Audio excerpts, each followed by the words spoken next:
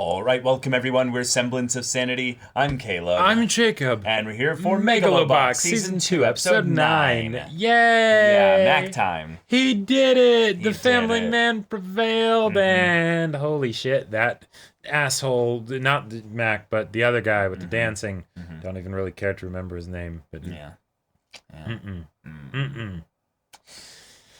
Yep. Okay, well. Edison is alive. For now. He's He will unconscious. probably not die, but he's probably not going to fight Joe anytime soon. He might not ever fight again. Like, we'll see. Yep. We'll see. I might have to rescind my theory about Joe potentially fighting Mac, because now there's really no one else left to fight. Yeah. And now I'm like really worried about Mac in general, but also the idea that anyone would fight him. Right, like... So I feel like he has to almost, like, his arc will be making himself retire. Yeah, it's a fun situation that we're in, because the antagonistic force is not actually any of the people that would be in the ring. Right. Which is very different for a boxing show. Like, granted, Right, a lot of the times the antagonist will be behind the strings and everything, but you'll still have that, you know, that rival at the very least that is in the ring. And but it's not even necessarily where it has to be a pure antagonistic force, but like something that is an inner conflict that must be resolved in the ring. Yeah, that's it. That's a thing that I actually think happens quite a lot in boxing stories. Right. Is where it's not really that either of them are bad or any of them are antagonists of the other. It's just that they each have their own shit they need to work out. Right, and that's why I said antagonist rather than like villain or something. Right, you know, because like even in Mac's case, I don't know if he would want to fight again. Right, like he has started watching those videos, and you know, because he's like, I'm not sure he's even aware fully of what's going on. But he's starting to figure it out. Well, I think he's not only starting to figure it out. I think he's starting to feel the guilt and the shame and the worry and the little bit of that's not me, you know? Right. Yeah. So, yeah. What's going on here? What's going on? But meanwhile, businesses continue to do their thing. Yeah. And Shirato's looking into it, which is good. Yeah. Yukiko enlisting her brother. Yep. Is a really, really cool step to take this with here. Mikio is one of those people that should be able to look into this and get some hard data as to what's going on. But yeah, y'all, without further ado, let's get into this. It's coming along nicely. Yeah. Might not stand up to the hurricane, but... I think it's a tornado, isn't it? A storm of some kind. Yeah, it might be a hurricane, though. Yeah.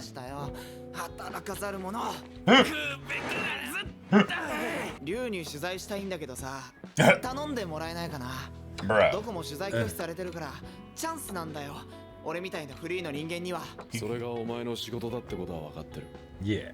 けど悪いな。You know what happened to him, right? Right. He might not be able to speak right now. そりゃジョーがリングに戻ってくれたら嬉しいけどさ。But I like this Joe even more. ありがとな。どうしたの急に。大した技術じゃないが。俺が身につけた手仕事は俺一台で終わると思ってたし、それでいいと思ってた。だが、お前さんがうちに来てくれた。Oh. Yeah. ここで台風情報をお送りします。Okay, yeah. Yeah, it is a hurricane, yeah. 勢力を増しながらゆっくりと海上を進んでいます。ロスコはやはりベスの軍事転用を目論んでいるようです。Shit. This all feels so familiar. お呼び立てして申し訳ありません。いえ、夢を実現しようとするときには必ず足を引っ張る人間が出てくるものですから。Wow. 要件はお察しのようですね。肉体的に負傷した兵士にノーチップを埋め込み、戦場に送り返すことが平和的ですか。あなたが総軍に提案したと伺いました。Wow. そんな風に。Damn. 悪意のある印象操作ですよ。兵士の再利用は軍事費を抑えたい彼らには好都合ですから歓迎されたでしょう。再利用なんてまるで彼らを道具扱いだ。Wow, and then flipping it on her as if that's what she sees it as. It would make it so fewer people would have to be soldiers in general. たとえ戦死しても。そうは言ってません。ですが選択すらできない今よりは希望が持てます。では、マック選手の非公開データをお渡しいただけますか。マックタイムはノーチップの異常作用の疑いがある。ロスコとの業務提携の解消は白戸にとって多大な損害を生みます。経営者として軽率な判断は下せない。たとえ理想に反するとしても。リュウさんは大丈夫。きっと乗り越えます。いけません。ユーリさん。But he will. あいつは目を覚ましてから一言も不満の泣き言も漏らしていません。意識が戻った時聞こえたんだ。リハビリしても麻痺は残るだろう。Oh, yeah. He's done. Oh. だって理不尽だろ。No, it's not. だから勝手にメガロボックスを奪おうってんだから。復帰の可能性はないってさ。医者のお墨付きだ。けど俺は諦めてない。そこらのガキだった俺がチャンピオンになれるなんて。そんなの Unless he gets it too. Yeah, if he gets BES, then yeah. ユーリさんも今度ばかりは反対するだろうから信じるのは俺しかいない。それでもいいと思えたんだ。とことん自分を信じ抜いてやろうって。じゃねえと自分を嫌いになっちまいそうだからさ。俺もあんたを信じるよ。そんなわけなんであんたとの試合は For quite a while, yeah. Sachio, yeah.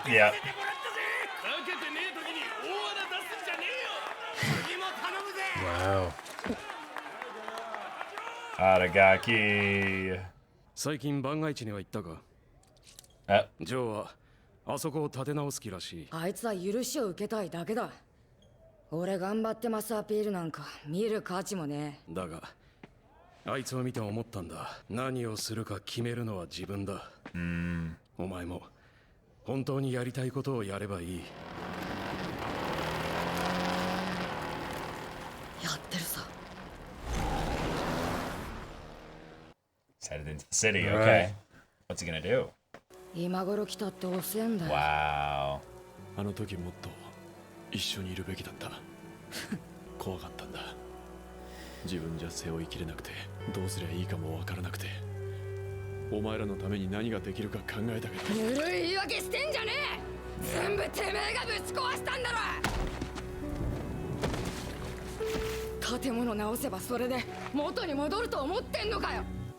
万が一はとっくの昔に死んだんだ。俺はただあの場所にもう一度明かりを灯したいだけなんだ。おっちゃん。ジョーには内緒だぞ。あの野郎案外気が小さいから試合前に動揺させちまうといけねえ。勝手だよ。おっちゃんもジョーも。Maybe, yeah. ジョーだっておっちゃんがやめろって言ってたら。His 俺た voice. ちはずっとあいつの夢にかけてきた。だから家族になれたんだ。お前と同じであいつもみんなを守りたいだけなんだよ。そんなの。Yeah, there's the flower, yeah. Yep. Alright, seek shelter. Yep. ママ、ここでいいんだよね。Oh, Mac, okay. ありがとう。 Jeez. Just watching it again and again. Over and over and over again. また同じとこばっかり見てる。強い選手に勝つためにはいっぱい研究しなきゃな。この顔怖くて嫌い。Oh. さあ、もう寝る時間だぞ。Oh. これ読んでから。ミゲル、パパ疲れてるから。Hummingbird and the Nomad? その代わり、こないだみたいに途中で寝ちゃダメだぞ。ピューピューと風が吹く中、荒野を進む旅人の前に1羽のハチドリが飛んできた。旅人さん、どうか私の歌を聴いてくれませんか？私は急いでるんだ。He's doing voices for them. 断る旅人にハチドリはしつこくまとわりついた。勝手なやつだ。悪いがそんな気分じゃない。私はこれから死のうと思って旅してるんだ。Jeez. Yeah, it's very apropos. あなたに嘘をつかせることができたら私の歌を聴いてください。それができなければ私は口をつぐみます。あなたはどうして死にたいのですか？私は何もかもなくしてしまったからだ。それは嘘です。嘘なもんか。私は家もお金も失い、家族も病気で死んだ。Hey. Alright. 私を見る目とさえずりを聞く耳があります。それに私とおしゃべりできる口だって。助かったよ、おいちょ。ここが大事な場所なのは私も同じだから。サチオのやつ結局来なかったな。 That's okay. 試合で疲れてんだよ。いい加減やめりゃいいのに。このままだとジャンクボクサーまっしぐらじゃん。あいつは今のままでいいそうだ。昔はあいつエンジニアになりたいって。親父さんと同じ仕事をしたいって言ってな。And Aragaki keeps making the offers, yeah. あんたがいなくなった後、番外地を支えてたのはサチオだから、ここを再建すればいつかまたみんなが戻ってくる。おっちゃんが生きてた頃みたいにまたみんなで暮らせたらって。ジョーを追い出したこと、あいつなりに責任感じてたんだ。これ以上家族を失うのが怖かったんだよ。とはいえこの論文が広まればマックの商品価値が下がる。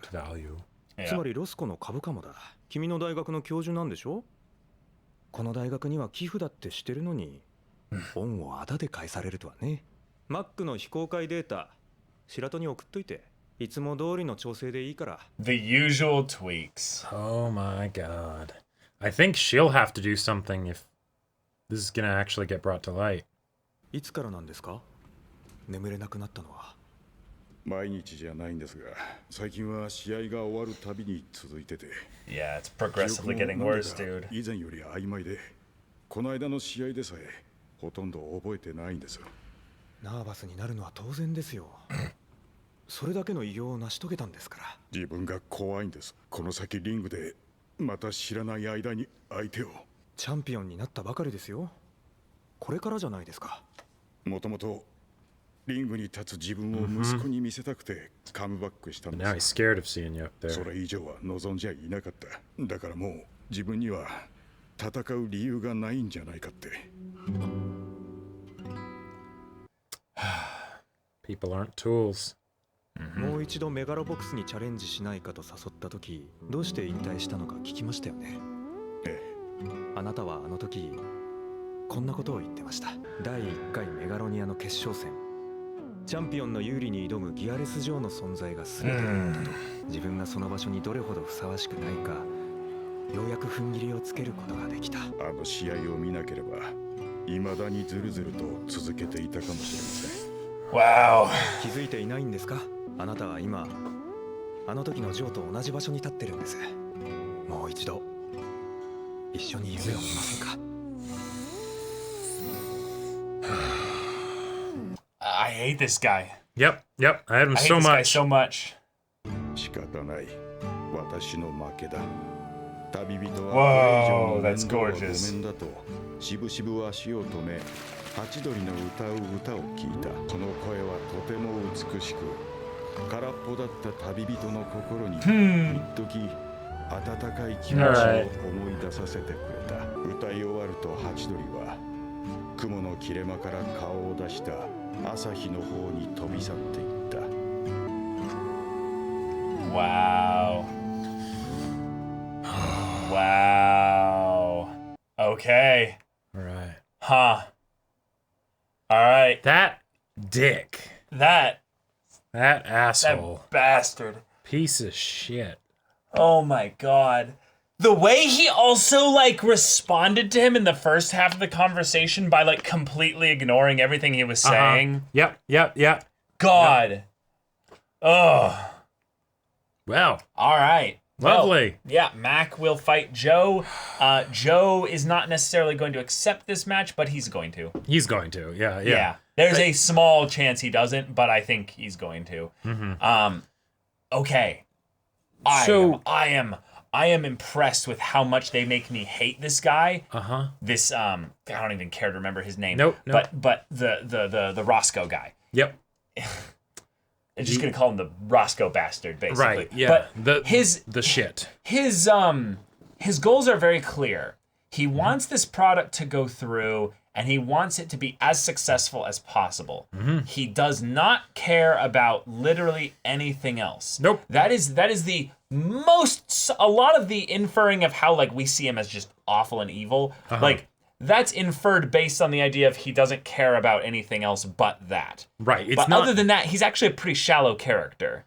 Yeah, I feel we like don't have too much to like plumb the depths of who he is. Nope. It's just he's a dick, you know. Well, yeah. Again, that's the thing is that we're basing that off of the ideas that he manipulates Mac to try and set him up to where he's trying to keep his value up as a tool, basically. Yeah, like the fact that he actually referred to Mac's product value. I mean, he said that before. No, right, but like he said that before. Yeah, but like there's the there's the whole thing of yes, he's good publicity for this and stuff, but actually just referring to it as he's a product. He's a product that we're selling. Right. You know? I love, this is actually one of my favorite things when you talk with people that are so in a bubble of their own world that they don't realize how actually mental they sound. Are you listening to yourself right now? Like, do you actually realize what is Say wrong that again, with what you're doing? you know? Yeah. Let me give you a microphone. Would you be okay with this being just said to just anybody? Right. No, you probably wouldn't. The way he spoke to Mac actively aggravates me. Oh yeah, it was like all kinds of manipulation going on. Yep. Like the stuff that actually, I'm really surprised actually that Mac even brings this stuff up with the guy. But the idea that like this is who he needs to talk to about this, not his wife. Sure, I mean he probably talks to her about it a bit too, you know. But you don't think he does? No. I think the fact that he's bringing this up, if he had talked to his wife about it, they would have both gone together. Sure, and like right, because it's a thing of probably he doesn't want to scare her, but also it's let's talk to the let's talk to the people who know about this stuff, because he's not assuming that there would be any kind of nothing nefarious going on. So it's just basically a routine call up of like, hey, this is a bit concerning. What's going on here? You're the expert. But my point with this is that he has such access to like the lead guy on this whole project there that he brings this up though in the dark at night in a gym, so not a public place. Right. Yep. Meaning he's trying to keep it as secretive as possible himself. Sure. Yeah. Why? Talk to at the very least your wife about it, but also the idea of like, do you have like a doctor or something that's someone else that's like a medical specialist that you can at least have a little bit of a conversation people that work for him, because it's because this is a complicated procedure that you've gone through and everything. They don't understand actually how this works. Right, exactly. And doctors will tell you that you shouldn't even be boxing in the first place. Right? Because you're a prototype in that your situation is so unique. There's no one else that they can use as a reference point. Yeah, there's no grounds for this having happened before in the medical world. So they really wouldn't have anything to say.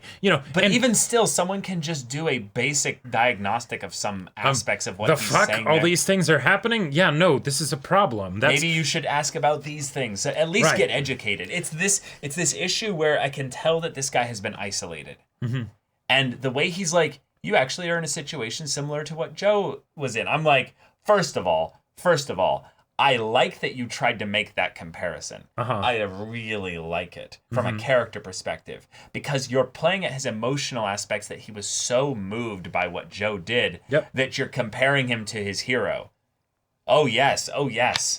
Yes, absolutely. You're just the greatest. No, you're just nervous. You're the champ. Everything's wonderful. You got a long career ahead of you, you know? None of his questions or concerns were about any of those things. Right. None of it was actually addressed or referenced or anything he probably doesn't even realize that he's doing that. Oh no. Yeah. And the most lucidity I think we got from Roscoe Bastard was when he was like, make the usual tweaks. Mm-hmm. Basically the thing of acknowledging, obviously don't give her the actual, but disclosed but we data. do need to, keep up appearances and everything. So yeah, right. It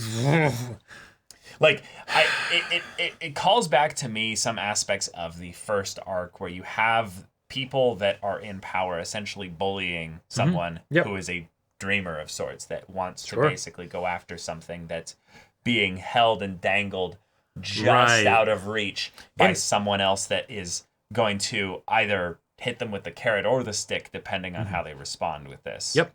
And let's be real here. It's not just that this guy is a neutral party from Mac's mind and he doesn't have any reason to doubt him. No. This is the guy who gave him his life back. Yep. Right? Literally saved his life. Yep. Yeah. So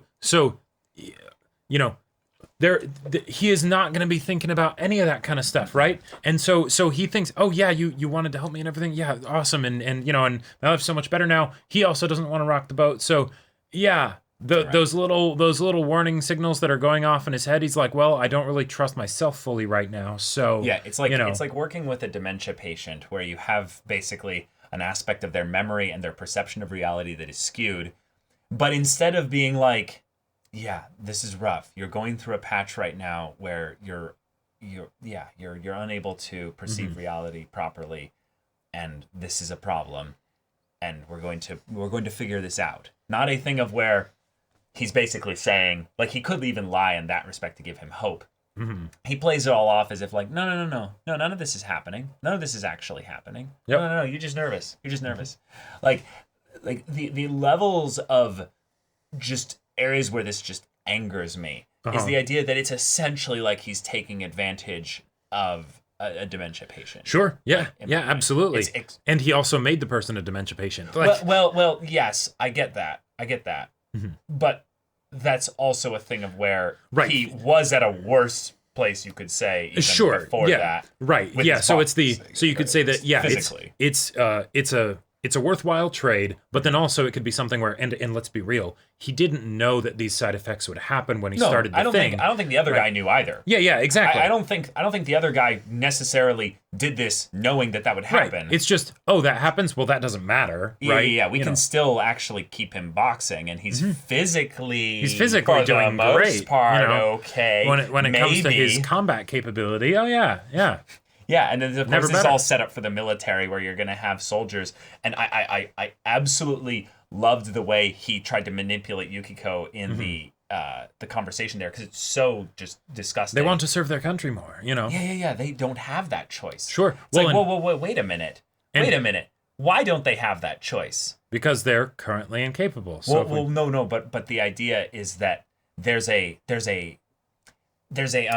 they were deemed unfit for duty? No. There's a fundamental principle that I think he's skirting around here so that he can keep the argument on his terms. And this is something I notice a lot when people go into a debate of sorts, is that they very much try to set the own terms of the debate. And then once the other side accepts that that's where the conversation will be set around, they've kind of lost because the other person has prepped for that debate rather than the actual debate that was brought up, which I love is fun because Yukiko is the one that wanted to meet with him, but then he changes the form of the discussion around a specific thing, showing his skills as a manipulator. But the idea that he's basically saying, why don't veterans that are either disabled or have some kind of situation that they're not capable of operating on things physically, they need to be taken care of. Why aren't they being taken care of just so they can have a choice, not then to have that specific choice? See, he's saying they want to go back and serve their country. It's like, yeah, they actually might. Sure. But what if they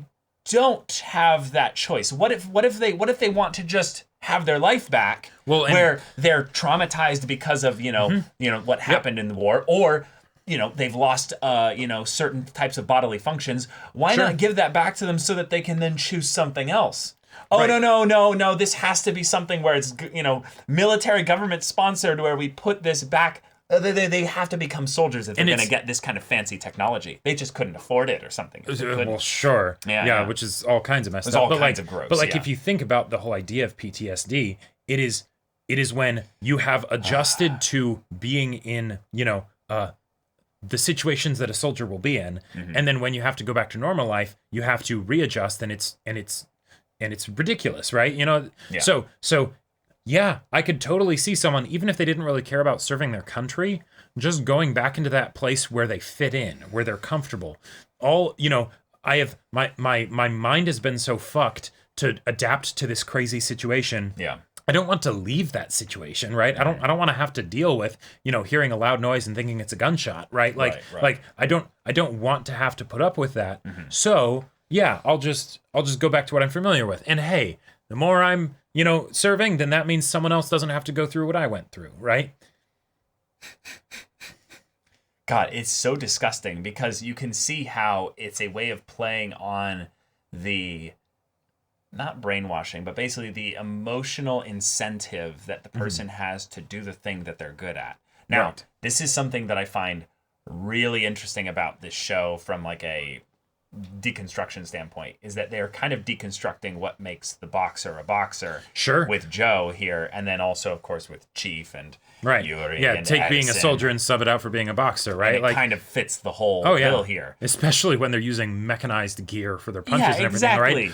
The we've watched Depot. Ah, yes, boxing is like the shortest, professional sports lifespan, right? Yeah. Extremely high lethality compared to other sports. Yep, you don't last long. Add mechanized punches on top of that. Yeah, they just multiply. Probably doesn't help. No, probably not. No. Yeah. So, cool. We're going to basically enable this thing that could be a form of unhealthy behavior, if you will, an unhealthy dependency. Because, we enticed you enough that you would see this as this wondrous thing. Right. Now, I think in some ways, if this is your dream, and in a lot of ways, I would say that Mac, it was his dream. Yep. But it's not anymore. And the thing is that he reminded him of just that old dream when he specifically said, no. The reason why I wanted to get back into it is so that my son could see me boxing. Yes, exactly. Right? And it's like, oh, no. You wanted to box because of how awesome Joe was, right? Oh, yeah, I did kind of want to do that. Yeah, that's right. Let's dream again. Don't think about that whole thing of the fact that when your son saw you boxing, he got scared. He got scared looking at you. You don't have to worry about that. No. Now the thing is, I'm in this situation we have a direct plot MacGuffin kind of mechanical reason as to why that would happen, right? Yep. But I am actually very curious how that conversation is potentially handled in just boxing families in general, where they see their, dad fighting or their mom fighting, and they get scared, right? Because at that point you are trying to beat the shit out of the other person, right? Yeah. That's, Yeah, if you don't have that kind of aggression, you will not perform well as a boxer. Yeah, so you go in there to tear the person's head off, right? If you have high-def close-up footage, which I would say most boxing setups don't actually get that close.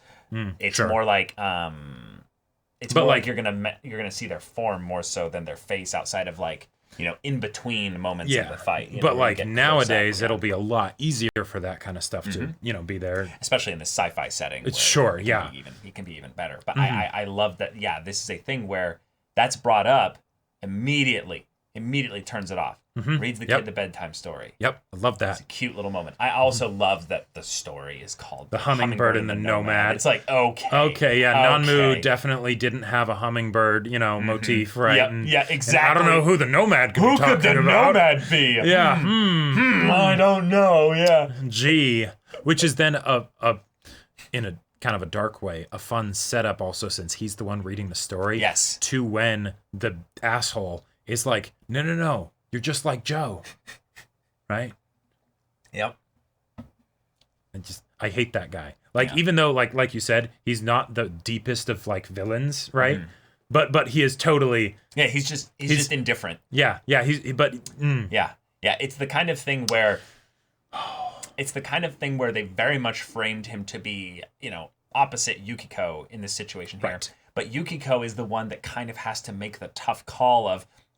do I put my ideals and morals above my company? Right, which is fun because that was kind of the struggle that a lot of the struggle that she had in the first season, right? Right. Because she is a very different person now. Yeah, and it was not a situation that she fully was able to make the choice from, because Yuri was the one that was going to remove the gear. Right. Now, she agreed to let him do this, but it was also a thing of where he's like, I'm going to do this. Right. Like he's your diva, and you can't really tell him no. Yeah. Uh-huh. Yeah, in that respect, she realized that he was not a tool, he was a person, and then she needed to basically let him. That sounds like a great lesson for people to learn if they don't already know that. Right. Yeah. I love also that Mikio's situation is one that will bring him consequences here. I do like when characters who kind of poke the bear, basically. And they're doing it with great intentions and but you're still poking a bear. But you're still poking a bear. Mikio is going to get blowback from this. That's going to lead to Yukiko learning about the blowback. Sure. Her interpreting, I know exactly what happened. Right. Yeah. Here. Even if they're giving me data and everything looks just fine, right? Like, you can. This adds to Yukiko's pro-cons list of how she makes this decision here. Yep.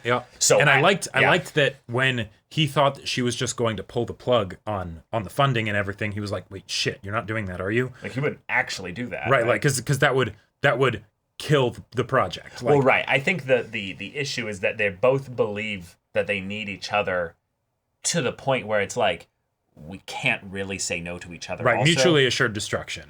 Right. Or mutually assured benefit and success if this product goes through all the way. Right, within the lack of it then being the high tide rises all ships kind of thing. Yep. Which also means that he's like, wait, you wouldn't actually like pull the cork out and let the water drain pulling out. the cord on you as well. Yeah. So yeah.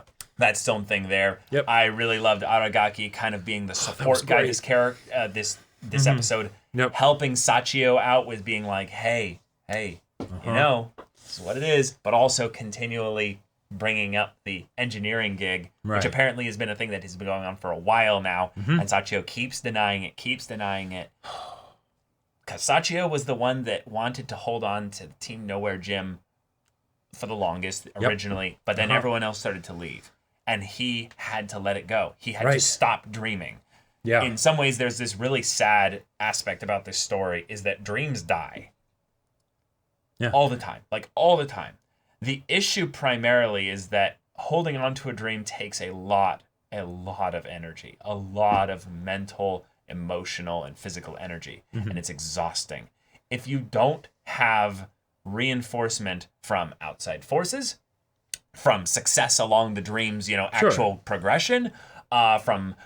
people that basically are working on the dream with you, it can be something that you end up letting die. So are you saying you must fight just to keep them alive? that was good. That was good. Yeah. But in this case here, why do we need to hold on to the dream necessarily? Maybe some dreams you end up needing to find a new dream, exactly. and that's why the whole thing that the asshole said, I love that we're not even bothering to remember his name. No, Roscoe that why it's so nasty and makes our skin crawl is because dreams are important. Dreams are really important. Let's dream again, right? Yep. But hey, he had found a new better dream. And you are kind of taking that away from him. Yeah. You're making him forget it, right? I so badly want to see this guy's comeuppance, and yeah, I think it's just going to be the simple thing of where it all falls apart. It's just going to leak out. Even if maybe he ends up going to the military and he's like, "This is it. Let's do this." They're like, "Yeah, we've heard though that there's a little bit of some problems here, right? So we're gonna wait a few more years before we can see that this technology has its thing there, and then Secretary, do it."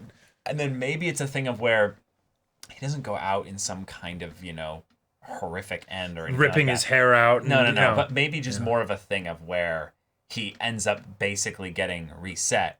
Sure. And he needs to go back to find out what was the original dream that brought you to this point. Oh, okay. Because I think what might be a little bit of the thing here is that he, on some level, was wanting to help people, and he got all the lost money along the way, and he got lost along the way, and sure. the power that basically the thing corrupted him on some level. And I think that's a more interesting story than the, oh yeah, I'm just a clueless asshole. But I mean, that is part of they what could he's totally showing do here, that though. because Yeah, he is not that deep right now. Nope. We do not have any contradictions with his character that are stark enough that we can point at them and go, see, here's something we know about his character. But to be fair, I don't think we need that. I think Mac's existence can kind of be that, like, counterbalance, because since he will be the direct antagonistic physical force, right? In that Joe might have to fight him in the boxing ring. Mm-hmm. That's where we can have all that depth and complexity, right? And then the person who's, I prefer that. Mac is a way more interesting character, right? Yeah. And then the guy that's pushing the strings is just he's a fucking bastard, right? Mm-hmm. And he will get his just desserts hopefully soon. Yeah. Okay, Mac versus Joe. Yep. I want then the whole family to come around behind Joe, help him train for this, get him set up, and Aragaki, Yuri, just everybody. Sachio. Yeah.